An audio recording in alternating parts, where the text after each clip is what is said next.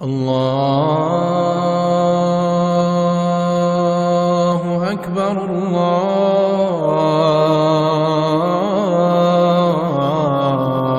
الله أكبر الله أكبر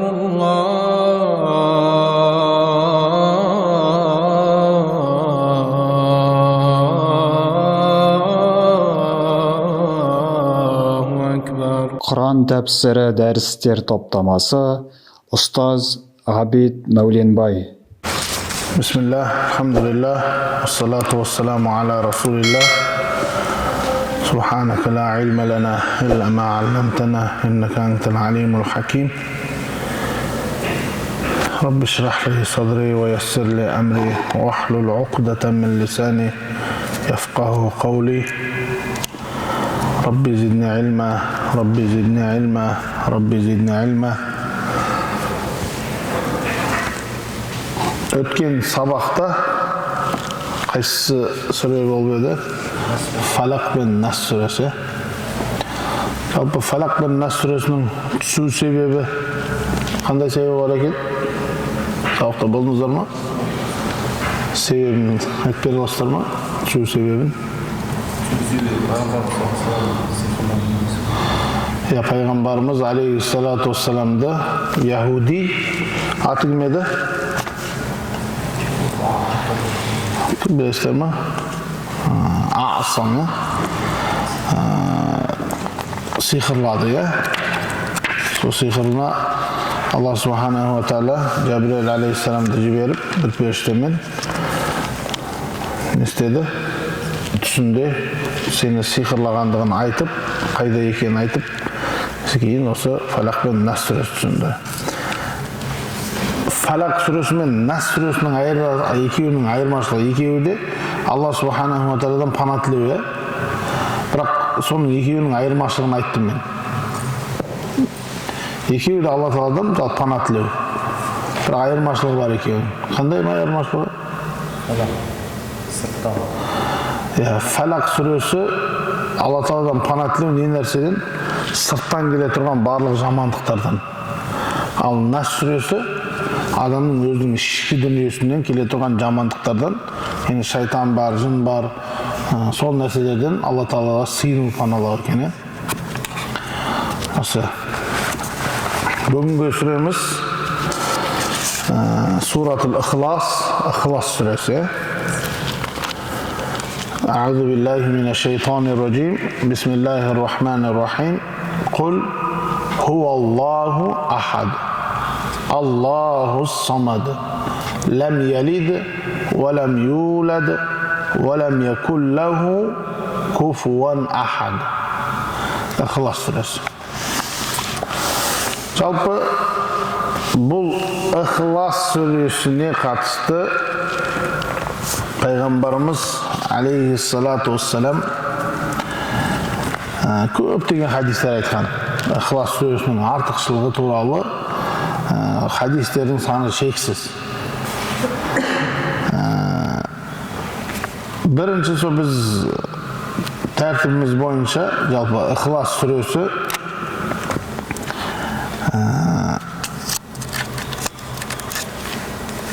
бірінші меккелік, мәдиналық деген тақырыпта. Жалпы барлық ғалымдардың көзқарасымен бір ауыздан бұл Мекке қаласында түсірілген деп айтылады. Мекке қаласында. Неге? Себебі сол Ихлас сүресінің барлық мағыналары, түсу себебін айтамыз ғой, мағыналарының барлығы жауап беріп жатыр. Кімге? Сол Мекке қаласында болған мүшриктерге жауап ретінде болып тұр. Сол себептен бір ауыздан Ихлас сүресінің қайсы Мекке қаласында түскендігін бір ауыздан айтады. Екіншісі, Ихлас сүресінің жалпы түсу себебі қандай? Түсу себебін әртүрлі көзқарастары бар. Біріншісі, мүшриктердің Дохак риwayet етеді, мүшриктер келіп пайғамбарымыздан сұраған уақытында сол сұрақтарына жауап беру үшін осы сүре түсті дейді. Қалай? Даххак риуаят етеді, мушриктер пайғамбарымыз алейхиссаламға Аммар ибн Туфейл деген өздерінің көсемдерін жібереді дейді. Сөйтті де барып сұрады дейді. Ей, Мұхаммад, саған не керек жалпы? Біздің дінімізді, ата-баба дінімізді тастадың да жалғыз құдайға құлшылық қылып жатсың. Біздің бауырмашылық, яғни бала мен әкенің арасын ажыраттың. Біздің құдайларымызды сөктің. Біздің жаңағы ата-бабаларымыздың діндерінің ұстанымдарын бәрін жоққа шығардың. Не керек өзіңе, ей Мұхаммад, деп мушриктер пайғамбарымызға келеді. Соның ішіне кім? Аммар ибн Туфейл деген кісіні жібереді. Сөйтіп, не керек дейді саған? Егер біз саған кедей болсаң, біз саған бәріміз жиналып, сені бай қылайық. Егер де саған жаңағыдай мәжнун, жынды болатын болсаң, біз сені емдетейік. Егер саған жаңағыдай бір мансап керек болса, біз арамызда сені сондай абыройлы қылайық. Егер саған қыздар керек болып жатса, сенің нәпсің соған тартып жатса, біз сені жақсы қыздарымызға үйлендірейік. Бұл нәрсені қой деді. Сол кезде пайғамбарымыз алейхиссалам не деді? Мен кедей емеспін деді. Мен жынды емеспін деді. Мен жаңағыдай сиқыршы емеспін деп жаңағы сөздеріне жауап берді да, мен сендерді жалғыз Алла субханаху ва тағалаға құлшылық қылуға шақырамын деген сөзді айтты. Сол кезде мушриктер осы сөзді айтқан уақытта Аммар ибн Туфейл кетіп қалады.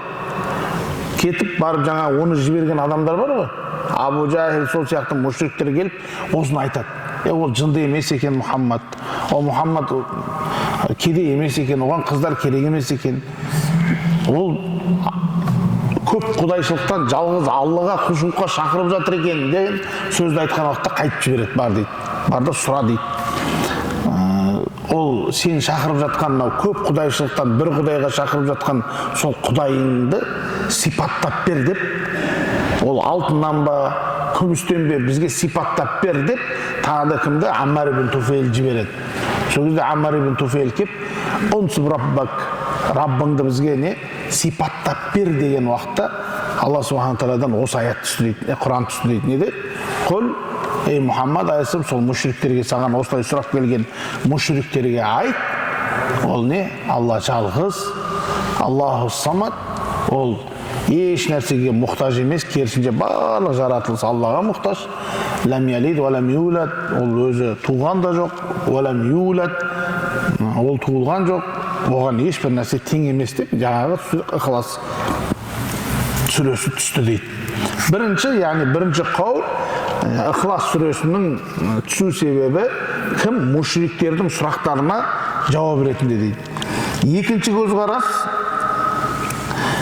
яһудилердің сұрақ келгені дейді. Мушриктер емес, кімдердің? Яһудилердің. Икримадан риуаят етілген. Ибн Аббас радиаллаху анху айтады, яһудилер пайғамбарымыз алейхиссаламға келді да, Раббыңды сипаттап бер деп айтты дейді. Сол кезде сол яһудилердің сұрағына жауап ретінде не істеді дейді? Ықылас сүресі түсті дейді. Бірақ сол яһудилер келген уақытта пайғамбарымыз алейхиссаламға қатты сөздерді айтады. Сол кезде Жәбірейіл алейхиссалам келіп не істейді? Пайғамбарымызды сабырға шақырып, сосын барып Ықылас сүресі түсіп, соларға жауап ретінде қайтарады. Үшіншісі айтады, суалын Насара деген, яғни христиан діні, біздің пайғамбарымыздан алдыңғы дін. Сол адамдардың келіп пайғамбарымыздан Раббың туралы бізге Раббыңды сипаттап бер деген сұрақтарына жауап реті үшін түскен дейді. Бұл ата рахимаулла риуаят етеді, Ибн Аббас радиаллаху анхудан келеді. Бір Нәжран деген, яғни Нигерия сияқты сондай жерден не істейді? Бір топ қауым келіп, пайғамбарымыз алейхиссаламға не істейді? Раббыңды бізге сипаттап бер дейді. Ол темірден ба, ол алмастан ба, ол алтыннан ба, күмістен бе деген сияқты сөздерді айтып, ондай болмаса Раббыңды сипаттап бер деген кезде осы Ихлас сүресі түсті дейді. Яғни айтқанда бұл бір ауыздан Ихлас сүресі ол Мекке қаласында түскен. Әртүрлі көзқарастар, біреулер мушриктердің сұрағына жауап дейді, яһудилердің сұрағына дейді, немесе насранилардың сұрағына. Қандай болса да осы жалпы Алла субханаху ва тағаланың бірлігін білдіру үшін түскен не екен? Сүре екен. Енді жалпы Ихлас сүресінің көптеген атауы бар. Біз бірақ білетініміз қандай сүре? Суратул Ихлас, Ихлас сүресі деп береді. Бірақ 20-ға жуық атауы бар екен негізі. Ихлас сүресінің 20-ға жуық атауы бар, көп. Бірақ соны сіздерге бәрін айтпай қойын. Біріншісі Сурату Тафрит. Сурату Тафрит деп аталады екен. Тафрит дегеннің мағынасы фард деген сөзден шығады. Фаррада раджулан, бір кісі біреуді жекеледі деген сөздің. Яғни Алла Тағаланың бір деген сөзді ғой, бірге, бірлік. Алла Тағаланың бірлікке шығара тұрған сүре деген сөз. Тафрит мағынасы біріншісі. Екіншісі Сурату Таухид. Таухид Алла Тағаланың бірлігін білдіре тұрған. Ол да бәрі бір-біріне ұқсас сөздер ғой. Біз қазақта бәрін бір деп аударамыз ғой. Біреуді дара, жеке деген сияқты мағыналар ғой, түсініңіз. Сурату Таухид деген атауы да бар екен. Неге десең, себебі басынан аяғына шейін Алла Тағаланың вахданият, жалғыздығын сипаттап жатыр дейді. Сол себептен бұны не деп аталады екен? Сурату Таухид деп аталады дейді. Екіншісі Ихлас сүресі деп атайды дейді. Неге Ихлас сүресі деп атады дейді?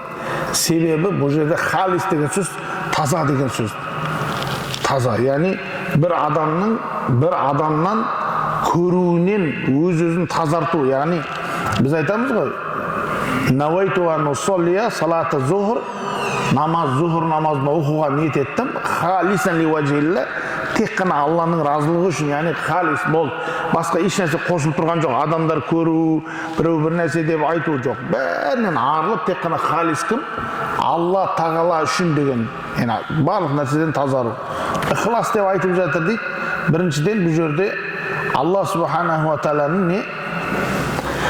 Басқа нәрселердің барлығынан тазалап жатыр. Неден? Ширктерден, Алла Тағаланың затында, сипатында, есімдерінде барлық нәрселерден тазартып, сол себептен Ихлас сүресі. Немесе оқып жатқан адам, соны оқып, тыңдап, түсініп жатқан адам өзін неден нәрседен тазартады дейді? Ширктерден, көп құдайшылықтардан тазартқандықтан бұл Суратул Ихлас деп айтты дейді. Түсіндіңіздер ме? Одан кейінгі маған тағы да атауы Суратул Наджат деп аталады екен. Суратул Наджат. Наджат деген сөз құтылу деген сөз, құтқарушы, құтылу деген мағынаны береді. Наджат тауыпты дейді ғой. Яғни бұны Наджат деп айтылуысы дейді. Бір адам құтылды дейді. Яғни кім осы Ихлас сүресін оқып, сол Ихлас сүресінің мағынасын түсініп, сол Ихлас сүресіне жүрегіне орнығып, ақидасы сондай болса, ол не? Нәжат тапты дейді, болды, құтылды дейді. Яғни біздің ақидамыз ол қандай екен? Құл хуаллаху ахад, Аллаху самад, ләм ялид, ва ләм юлад, ва ләм якун лаху куфуан ахад. Бұл менің ақидамыз біздің. Енді қайсы адам осыны шынымен де осылай тек қана оқып қана қоймай не істесе дейді, қабылдап, солайынан сенсе, не болады дейді? Суратул Наджат ол құтылған адам болып саналады дейді. Одан кейінгі тағы да мағынасы Суратул Уилая. Уилая деген сөз вали деген сөзден шығады. Вали, Алла Тағаланың вали, досы деген мағынаны береді. Суратул Уилая. Неге олай десе, қайсы адам Алла Тағалаға серік қосудан таза болса, Алла Тағалаға есіміне, затына серік қосудан таза болса, ол адамда неден құтылды дейді? Алла Тағаланың шірктерден құтылып, Алланың валиіне айналады дейді. Яғни Алла Тағаланың досы. Шариғатта валиулла дейді ғой. Ақидамыз, біздің ақидамыз бойынша барлық момын мұсылмандар валиулла, Алла Тағаланың несі? Валиі.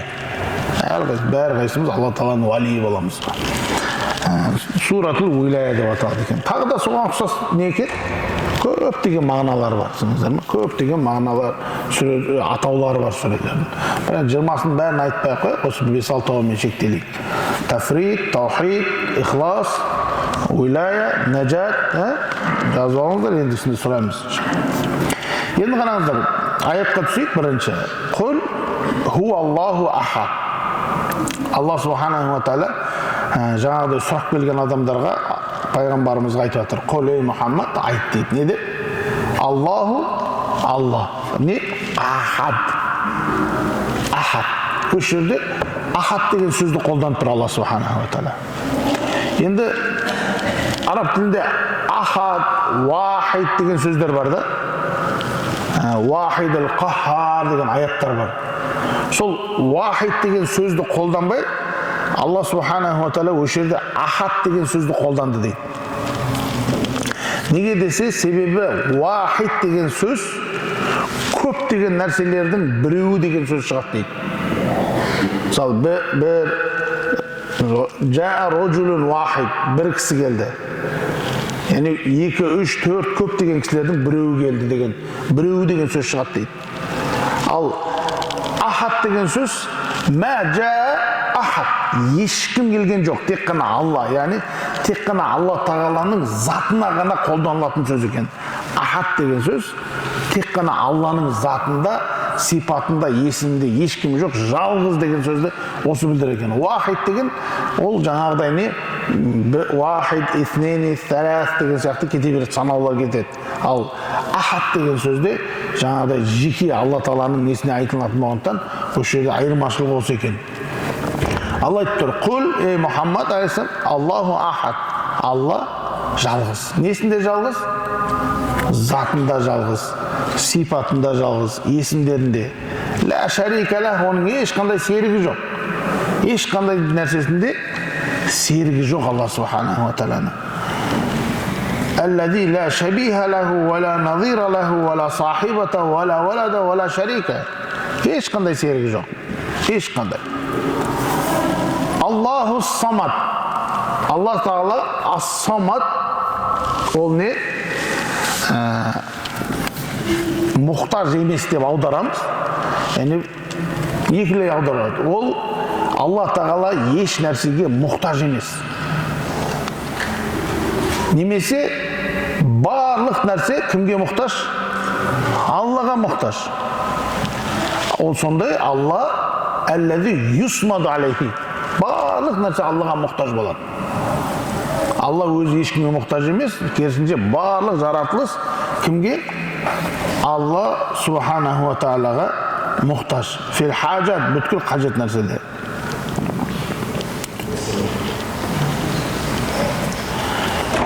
Ләм ялиді, ва ләм юлады.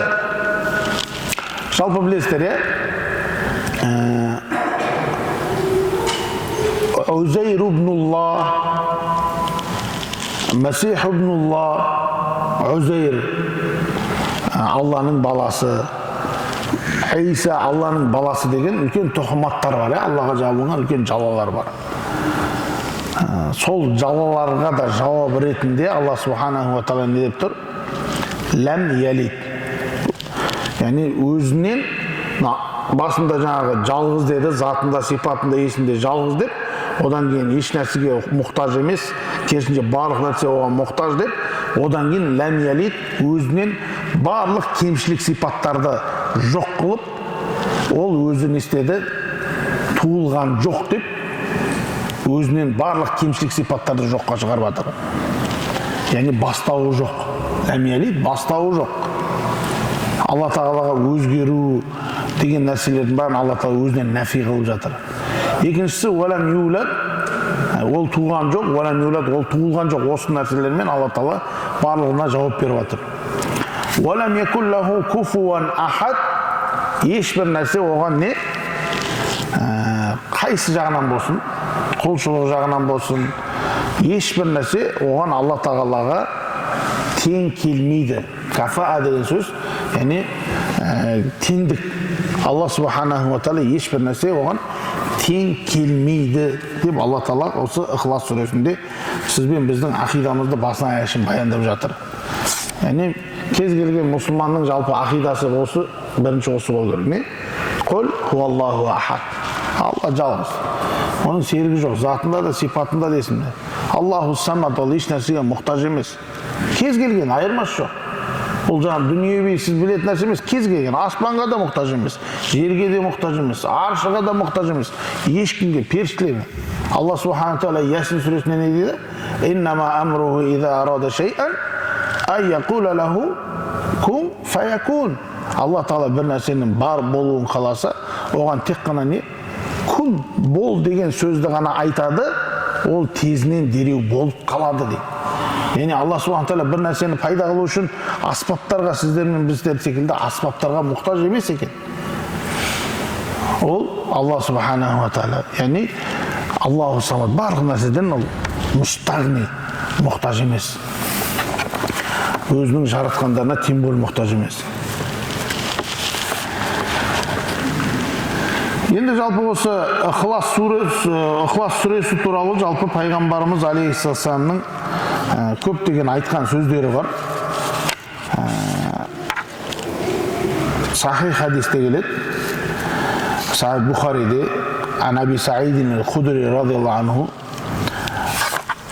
анна раджулан сами'a раджулан яқрау қул хуаллаху ахад юраддидуха. Имам Бухари рахматуллахи риwayat еткен хадисте Аби Саидин аль-Худри деген сахаба айтады, бір күні бір кісінің Құл хуаллаху ахад сүресін оқып жатқанын естіді. Юраддидуха, қайта-қайта қайталап жатқан. Құл хуаллаху ахад, Аллаху самад, лам ялид ва лам юлад ва лам якун лаху куфуан ахад. Құл хуаллаху ахад деп қайталап жатқан естіді. Кейін фаламма асбаха жаа иля наби, таң атқаннан кейін, кешке қарай көрсе керек, таң атқаннан кейін пайғамбарымыз алейхиссаламға келді де, сол жаңағы адамның Ихлас сүресін қайта-қайта қайталап жатқанын пайғамбарымыз алейхиссалам айтты. Ва кана раджулу ятақалаха фақала расулуллах саллаллаху алейхи ва нафси биядихи иннаха ла та'дилу сулусал Құр'ан. Пайғамбарымыз алейхиссаламға осыны жаңағы адамның қайталап жатқанын айтқанда, пайғамбарымыз алейхиссалам оған былай деп жауап берді. Менің жаным оның қолында болған затқа ант етейін. Яғни баршамыз Алла Тағалаға, Алланың атымен айтып жатыр да. Ант етейін. Шындығында ол сол Ихлас сүресі Құранның 1/3 бөлігі болып саналады деді. 30 параның 10 парасына барабар деді.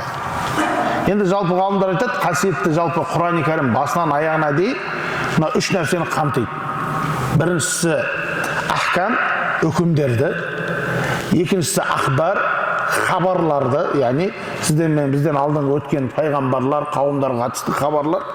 Үшіншісі Алла Тағаланың несі таухид, Алла Тағаланың вахдание, Алла Тағаланың сипат, есім сипаттарын қамтиды. Енді пайғамбарымыз алейхиссалам осы Ихлас сүресін сулус деп тұр, 1/3 деп тұрғаны дейді. Осы Ихлас сүресінде жаңағы қаншама 10 парада айтылынған Алла Тағаланың сипаты, есімі, жалғыздығын баяндаған сипаттарын баяндалған сияқты, осы Ихлас сүресінде барлығы бар дейді. Сол Алла Тағаланың жалғыздығы, еш нәрсеге мұқтаж емес екендігі барлығы қамтылғандықтан пайғамбарымыз алейхиссалам Ихлас сүресін неге санап тұр дейді? Сүлус Құранның 1/3 бөлігіне теңеп тұр дейді. Енді қараңыз, тағы да пайғамбарымыз алейхиссалам сахих хадисте не дейді? Пайғамбарымыз алейхиссалам сахабаларына былай деп айтты. Аяъжизу ахадукум ай яқра'a сулусал Құр'ан фи лейла. Сендер бір түнде Құранның 1/3 бөлігін оқуға әлсіздік танытасыңдар ма деп пайғамбарымыз сахабаларынан сұрады. Яғни сендер не оқи алмайсыңдар ма? Құранның 1/3 бөлігін оқи алмайсыңдар ма деп пайғамбарымыз сахабалардан жаңағыдай жігерлендіру мақсатында оқи алмайсыңдар ма, әлсізсіңдер ма деген сияқты сұрақ қойды. Енді сол кезде сахабалардың несі көздері таң қалышымен былай қарады Алланың ішіне. Оны қайсымыз оқи аламыз, Алла не ішті? Себебі өзіңіз ойлаңыз, 600 беттік Құран болса 200 бет қой, бір түнде 200 бет Құран оқу керексіз. Оны қайсымыз оқи аламыз, Алланың елшісі дегенде пайғамбарымыз алейхиссалам оларға не деді? Аллахул вахиду самад сулусул Құр'ан Ихлас сүресі Құранның 1/3 бөлігі деп жауап берді. Муслимде келеді. Абу Дардадан да тура осы мағынада келеді. Bir күні пайғамбарымыз Абу Хурайра радиаллаху анху риwayat етеді. Bir күні пайғамбарымыз алейхиссалам Муслимде келген хадисте Абу Хурайра радиаллаху анху риwayat етеді. Bir күні пайғамбарымыз алейхиссалату вассалам айтты. Сахабалардың біріне айтты. Сахабалар жинаңдар деді. Кейін сахабаларды кім келді? Келгені жиналды. Кейін пайғамбарымыз алейхиссалам оларға Құл хуаллаху ахад сүресін оқып берді. Ихлас сүресін оқып берді. Кейін алды пайғамбарымыз үйіне кіріп кетті. Сахабалар бір-біріне қарап таң қалышты. Бәлкім пайғамбарымызға бір вахи, бір хабар келіп қалған шығар деп, пайғамбарымыз содан асығыс кіріп кеткен шығар деп солай істеді. Бірақ пайғамбарымыз таң қалып жатқан сахабаларына қайтып шықты да, яғни пайғамбарымыз шақырған уақытында айтты, мен сендерге Құранның 1/3 бөлігін оқып берейін деді ғой. Кейін барып шығып пайғамбарымыз алейхиссалам оларға айтты. Мен сендерге айтпадым ба? Қасиетті Құран Ихлас сүресі бұл Құранның 1/3 бөлігі деп 1/3 бөлігіне тең келеді деп пайғамбарымыз тағы да осы жерде не істеді? Ихлас сүресінің қасиетті Құранның 1/3 бөлігіне екендігін айтты. Тағы да Муслимнен келген хадисте Айша анамыз риwayat етеді. Bir күні пайғамбарымыз алейхиссалам Сария жорығына бірнеше адамдарды жіберген уақытта солардың ішінде біреусі барып қайтып келгенше Ихлас сүресін қайталап қоймады. Yani көп оқыды. Кейін сахаба радиаллаху тағала анхумдар қайтып келгеннен кейін пайғамбарымыз алейхиссаламға жаңағы араларындағы біреусінің Ихлас сүресінің қайта-қайта оқығандығын айтқан уақытта пайғамбарымыз жіберді қайтып. Салуху ли ай шейн яснау залик. Одан барып сұраңдар, сол нәрсені не үшін қайта-қайта Ихлас сүресін қайталап оқығандығын дейді. Сол кезде олар барып сұраған уақытында олар айтты: Ли аннаха сифатур рахман, бұл Алла Тағаланың сипаты бұл Ихлас сүресі. Сол кезде пайғамбарымызға келіп, фа ана ухиббу ан ақра биха, мен бұны оқығанда жақсы көремін дегенде, пайғамбарымыз алейхиссалам жаңағы хабар беріп келген сахабаларға айтты: барып сол адамға хабар беріңдер. Фа ахбиру, хабар беріңдер. Алла субханаху ва тағала оны не істейді? Анна Аллах азза ва джалла юхиббуху, Алла оны жақсы көреді деп айтыңдар деді. Yani Ихлас сүресін көп оқыды. Не үшін дегенде, себебі онда Алла Тағаланың несі бар? Сипаттары бар деді. Сол үшін мен оны оққан жақсы көрем деді. Онда ол адамды Алла жақсы көреді деді. Тағы да бір хадисте Анас ибн Малик радиаллаху анху кана раджулун мин ансар яуму фи масжид Құба. Мәдина қаласында ислам дінінде ең алғашқы ірге тасы қаланған, пайғамбарымыз Меккеден Мәдинаға көшіп келген кезде ең бірінші ірге тасы қаланған Мединадан сәл шет жағында Құба деген мешіт бар. Сол Құба мешітте бір кісі жамағатқа имамдық қылады екен. Сол имамдық қылған уақытында әрдайым Фатиха сүресін оқиды да, Фатиха сүресінен кейін Ихлас сүресін оқып, Ихлас сүресінен кейін тағы да бір сүре қосып оқиды екен. Екінші ракатқа тұрады, Фатиха оқиды, Фатихадан кейін Ихлас оқиды, Ихластан кейін тағы бір сүре. Бірақ негізі қандай? Алла субханаху ва тағала Құран кәрімде ма таяссара мин, Құран кәрімнен саған жеңіл болғанын оқы деп отыр ғой. Белгілі бір сүре емес, жеңіл болған 3 аят 97 жеткілікті. Енді сол кезде жаңағы артында еліп тұрған жамағат ана кісіге айтады: неге сен бұлай жасап жатсың? Сен немесе Ихлас сүресін оқы да, сол Ихлас сүресіменен қосымша сүре қыл да, осымен намазды толықта, немесе Ихлас сүресін оқымада басқа сүре қосып оқы деді. Олар айтты: егер сендер қаласаңдар, мен имамдыққа шықпай-ақ қояйын, ешқандай не емес деді. Бірақ бұны осы нәрсені пайғамбарымыз алейхиссаламға жеткізіп барған уақытында пайғамбарымыз алейхиссалам жаңа кісіге келіп сұрады да: неге сен олай істейсің? Сені біреу мәжбүрлеп жатыр ма? Неге бір жай ғана кез келген өзіңе жеңіл болған бір сүрені қосып оқи салмайсың дегенде, пайғамбарымыз алейхиссаламға не деді? Ол айтты: Я Расулаллах, инни ухиббуха, мен бұл сүрені оқығанды жақсы көремін деді. Сол кезде пайғамбарымыз алейхиссалам: сен дұрыс емес деп жатсың деген жоқ. Не деді? Инна хуббаха адхалакал жанна, сені сол Ихлас сүресін жақсы көруің сені жәннатқа апара тұрған амалың деді. Яғни Ихлас сүресін оқу ол не екен? Жәннатқа апара тұрған амал екен.